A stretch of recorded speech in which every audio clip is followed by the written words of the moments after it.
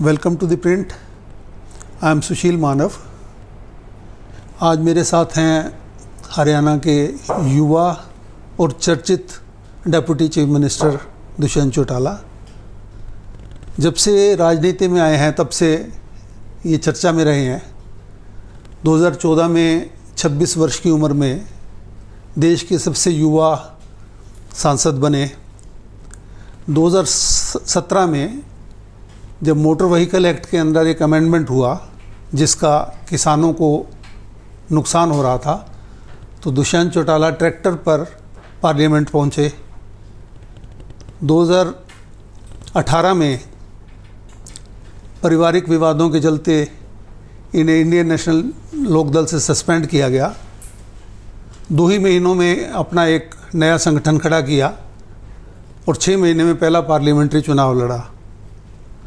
हालांकि उस चुनाव में नतीजा इनके पक्ष में नहीं रहा, परंतु पार्टी खड़ा करने के 10 महीने के अंदर ही विधानसभा चुनाव में 10 सीटें जीती, भाजपा के साथ गठबंधन किया और अब राज्य के उप मुख्यमंत्री हैं। आपका प्रिंट से जुड़ने के लिए बहुत बहुत धन्यवाद। बहुत बहुत धन्यवाद। अभी हम इलेक्शन ईयर में हैं। जब आपने पहला चुनाव लड़ा तो आपकी पार्टी बिल्कुल युवा पार्टी थी। अब 4 साल पुरानी पार्टी और आप 4 साल से सत्ता में भी हैं। तो क्या लग रहा है आपको आने वाले चुनाव में आपकी पार्टी जननायक जनता पार्टी को कैसे नतीजे मिलेंगे? देखिए, जब 2019 में संगठन को 3 चुनाव लड़ने पड़े, उस समय तो बहुत से लोग नए थे, संगठन पूरी तौर पे बन नहीं पाया था। इस 4.5 साल के अरसे में संगठन को मजबूत भी किया है, प्रत्येक बूथ तक संगठन पहुंचा भी है और मुझे लगता है कि हमने मेहनत कर जो मुकाम 11 महीनों की रेस में हासिल किया, उससे बहुत अच्छा रिजल्ट आने वाले भविष्य में रहेगा। जब तो हम 17% वोट पे आए थे, 3 हमारे ऐसे कैंडिडेट थे जिनने नॉमिनेशन फाइल करके बिना पार्टी को बताए विड्रॉ कर लिया था और एक हमारा नॉमिनेशन भी कैंसिल हुआ था। तो उसके उपरांत भी पार्टी ने बड़ा अच्छा काम प्रत्येक विधानसभा के अंदर उस समय भी संगठित होकर किया था और मुझे लगता है आज वो नंबर्स और ज़्यादा बढ़े हैं और दिन प्रतिदिन वो जो बढ़ोतरी हुई है उसमें मैं ये मानता हूँ कि हमारा जो टारगेट है कि हम अपने वोट शेयर को 17 से 40% तक लेकर जाएं, उसके ऊपर सारे कार्यकर्ता बड़ा अच्छा काम कर रहे हैं। पर अभी जब आप 2024 में चुनाव में जाएंगे तो आप 5 साल सत्ता में रह चुके होंगे। तो जहाँ सत्ता में रहने से जो आपकी सरकार ने पॉजिटिव काम किए होते हैं उसका फ़ायदा होता है, वहीं एक एंटी इनकम्बेंसी फैक्टर भी अक्सर देखा गया है कि कई बार पार्टियों को भुगतना पड़ता है। तो आपको क्या लगता है कि आपको ऐसा कोई डर है कि आपको कोई एंटी इनकम्बेंसी? हमने मेजॉरिटी जो वादे करे जिसके उपरांत हमें वोट मिले थे 2019 में, उनको अचीव कर दिखाया। एक 75% लोकल एम्प्लॉयमेंट का इशू क्योंकि सुप्रीम कोर्ट तक गया, वहाँ से हमने स्टे विकेट कराया।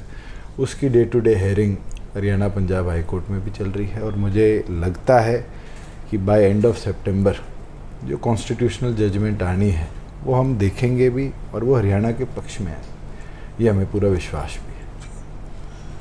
आपका भारतीय जनता पार्टी के साथ गठबंधन है। जब से गठबंधन, आप भी ये बात कई बार कह चुके हैं, जब से गठबंधन हुआ है तो इसको लेके स्पेकुलेशंस हमेशा चलती रही हैं। पीछे union home minister Amit Shah 2 बार ये कह चुके हैं कि बीजेपी 10 की 10 सीटों पे लड़ेगी, मगर उसके पश्चात जब एक जो दिल्ली का एक कानून बनना था उसको लेके जो शक्ति परीक्षण था तो उसमें एनडीए में आप भी शामिल थे। तो अब हम क्या माने कि अगला चुनाव आप बीजेपी के साथ मिलकर लड़ रहे हैं? बीजेपी 2019 से है, जब अलायंस कर प्रदेश में हमने गवर्नमेंट बनाई थी तो इसी विश्वास के साथ बनाई थी कि प्रदेश को आगे कैसे लेके जाया जाए और बड़े अच्छे तरीके से हमने इन 4.25 सालों में काम भी किया है। हमने अलग अलग तरह की कैलेमिटीज़ भी देखी हैं, जैसे कोरोना थी या इस बार की फ्लड सिचुएशन है, बीच में फसल खराबा है, और उसके साथ साथ एजिटेशन भी देखे हैं। उसके बावजूद भी स्टेट प्रगति के पथ पर चला है और बड़ा पॉजिटिवली हमने काम भी किया और लोगों ने उसको अप्रिशिएट भी किया। जहाँ एंटी इनकम्बेंसी की बात है, जो सरकार में रहता है उसके विरुद्ध एक पक्ष जरूर हमेशा रहेगा जो कहेगा कि भी हम सेटिस्फाइड नहीं है। बट लार्जर पिक्चर जब हम देखते हैं तो हमारा उद्देश्य जो है कि हरियाणवी व्यक्ति मजबूत हो, हरियाणा मजबूत हो, उसको हम अचीव कर पाए।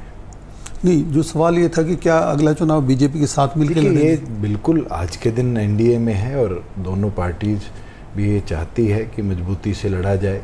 पीछे एनडीए की बैठक में भी ये चर्चा सभी 38 दलों ने करी और मुझे लगता है कि ये धीरे धीरे जो कन्फ्यूजन है और है, आपने कहा कि 10 एमपीज़, आज के दिन भारतीय जनता पार्टी के 10 एमपीज़ हैं। जब बैठ के सीट शेयरिंग होगी और चर्चा होगी तो ज़रूर इस पर भी चर्चा करी जाती है। और बहुत से ऐसे मौके रहे हैं हिस्टोरिकली जब अलायंस होते हैं तो कॉम्प्रोमाइज़ होते हैं। आपके और बीजेपी में जो एरियाज ऑफ डिसएग्रीमेंट हो सकते हैं वो कई हैं। जैसे आप राजस्थान से चुनाव लड़ने की घोषणा कर चुके हैं, 25 सीटों से आप चुनाव लड़ेंगे, आपने अपना प्रचार भी शुरू कर दिया है। इसी तरीके से जो है हिसार और उचाना 2 सीटें हैं जो आप हिसार से आपने 2014 का इलेक्शन लड़ा, 2019 में भी लड़ा, और उचाना से आप विधायक हैं। और उन बीजेपी के भी एक वरिष्ठ नेता हैं जो दोनों सीटों पे उनका भी एक क्लेम है। अभी पीछे भी आपको यही कहा कि ये फैसले तो पार्टियां बैठकर करती है कौन कहाँ कैसे लड़ेगा। राजस्थान के अंदर डॉक्टर अजय सिंह चौटाला जी 2 बार विधायक रहे हैं, चौधरी देवीलाल जी सांसद रहे हैं। डॉक्टर अजय सिंह चौटाला जी के नेतृत्व के अंदर राजस्थान में 6 विधायक भी जीत के आए हुए हैं। उस समय भी एनडीए के अंदर उस समय की लोकदल और बीजेपी ने मिलकर भी सीट शेयरिंग में चुनाव लड़ा है और अलग अलग भी लड़ा है। आज के दिन हम अपना काम कर रहे हैं, वो अपना काम कर रहे हैं। अभी तो चुनाव डिक्लेयर होंगे, उसके बाद कमेटियां बैठेगी, निर्णय क्या होता है तो भविष्य बताएगा। मेरी भी चर्चा हुई है और उसके ऊपर आगे उनने भी अपने संगठन में चर्चा करी, तो पॉलिटिकल पार्टी के अपने डिसीजन होंगे। 2019 में जब आपने चुनाव लड़ा तो आपने जाहिर है जनता से कई वायदे भी किए। आप सरकार में रहे मगर आप एक जूनियर पार्टनर हैं, तो आपको क्या लगता है कितने प्रतिशत तक आप उन वायदों को पूरा कर पाए? अपनी मेजॉरिटी जो हमारी घोषणाएं हैं उनको फुलफिल किया है। कोई 100% फुलफिल नहीं हुई तो किसी हद तक हमने उसको पूरा किया है और अभी भी निरंतर चल रहे हैं, कदम उठाए जा रहे हैं। और हर वर्ग को कैसे हम केटर करें, कैसे उसको स्ट्रेंथन करें, मुझे लगता है कि उसके ऊपर हमारा प्राइमरी फोकस है। बीपीएल की जो श्रेणी 120 तक है देश में, हमने उसको बढ़ाकर 180 करी। मुझे लगता है देश में और कोई राज्य ये आज तक सोच भी और कर भी नहीं पाया, तो ये ऐतिहासिक कदम था। आज के दिन आपको 600 से ज़्यादा सुविधाएं ऐसी है जो CHC पे मिल जाती हैं। पहले आपको ऑफिस के चक्कर पे चक्कर काटने पड़ते थे।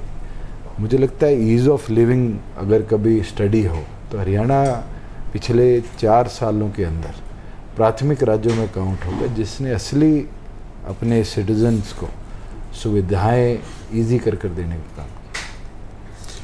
आपकी पार्टी जब रैलियां करती है, क्योंकि मैं भी पीछे फरीदाबाद में पिछले संडे को रैली थी तो मैं था वहाँ पे, तो अक्सर आपकी पार्टी के जो नेता हैं वो लोगों से ये कहते हैं कि पिछली बार आपने 10 सीटें दी तो हम आपके लिए काफ़ी कुछ कर पाए, अब अगली बार आप हमें 46 सीट दीजिए ताकि मुख्यमंत्री बने दुष्यंत चौटाला और आपके लिए सभी जो भी आपके वायदे हैं वो पूरे कर सकें।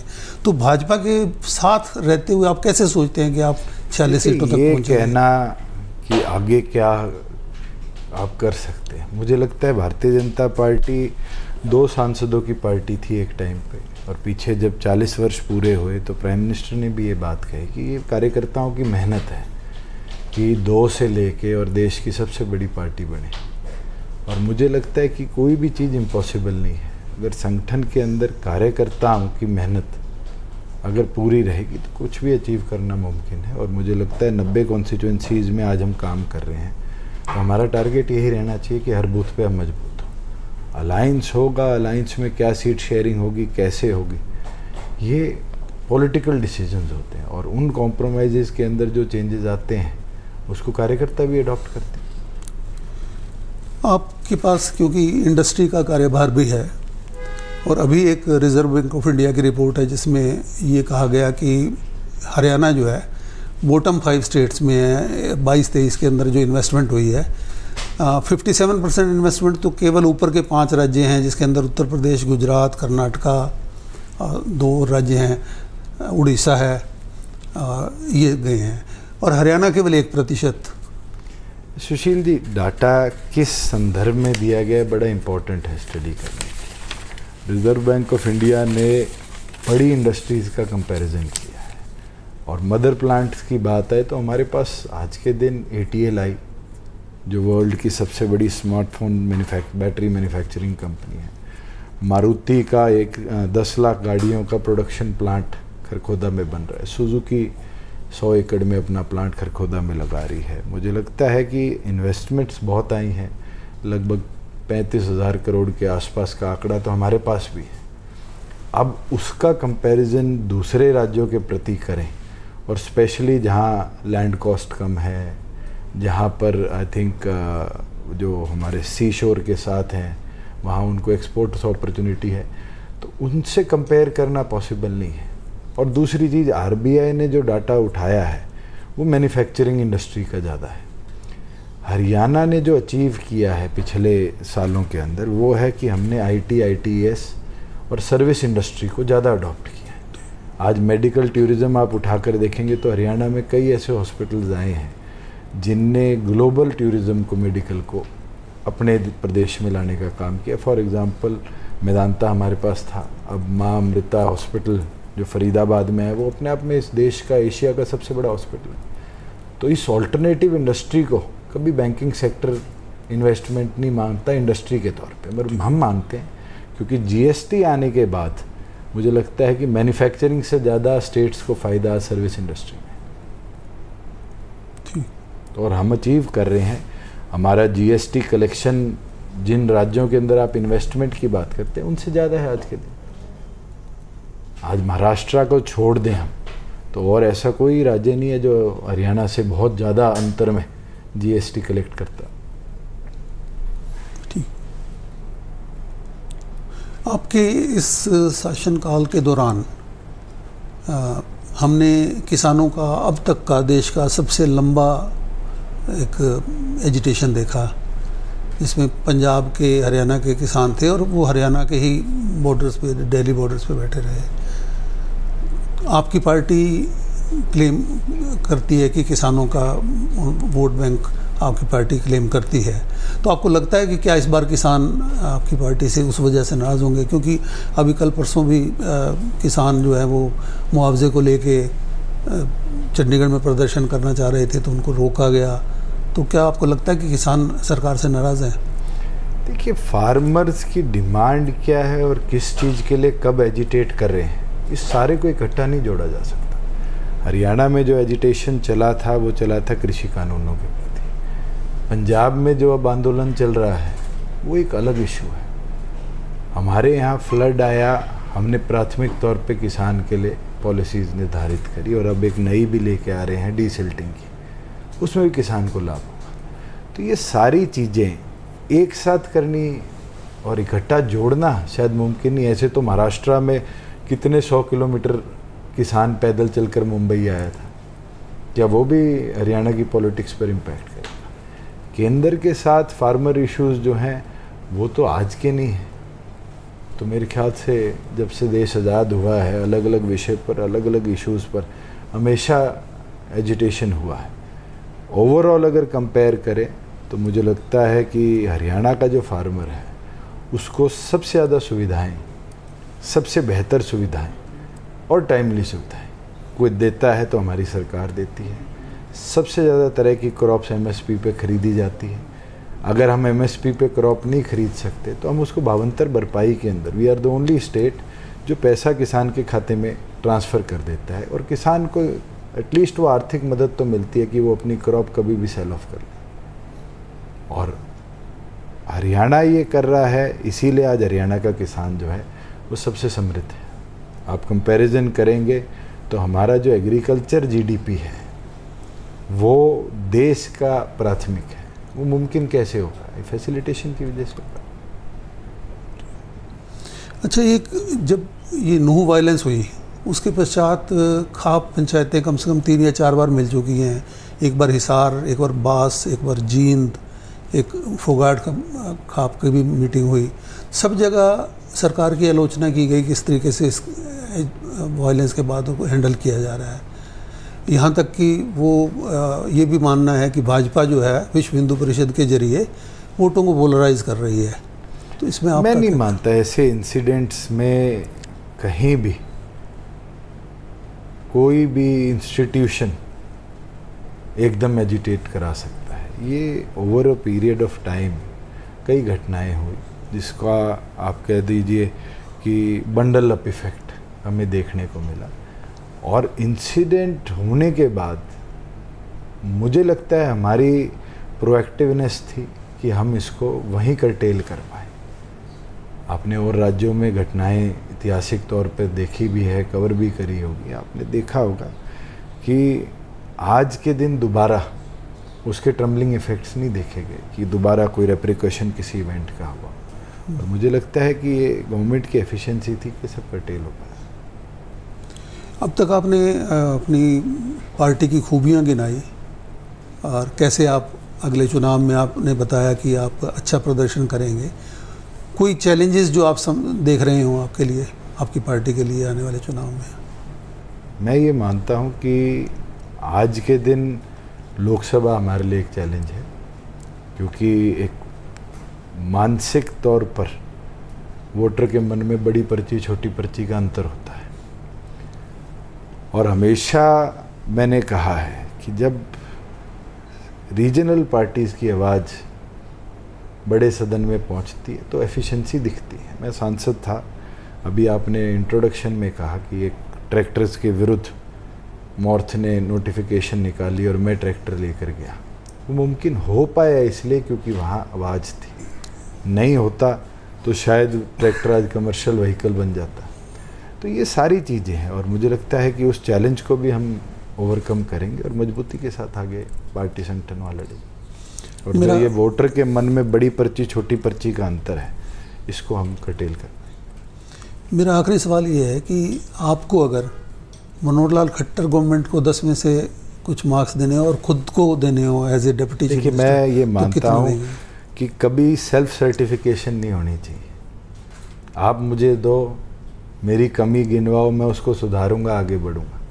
अगर मैं मेरे को 10 में से 10 देता रहा तो मुझे लगता है मेरे से खुश आदमी कोई होगा नहीं और मेरे से फेल्ड आदमी भी कोई नहीं होगा। तो मुझे लगता है ये मैं आप पे छोड़ दूं कि आप क्रिटिक्स हो के मुझे कितने देते हो और उससे अपने आप को और बेहतर करके दिखाओ। फ्रेंड्स से जुड़ने के लिए बहुत बहुत धन्यवाद।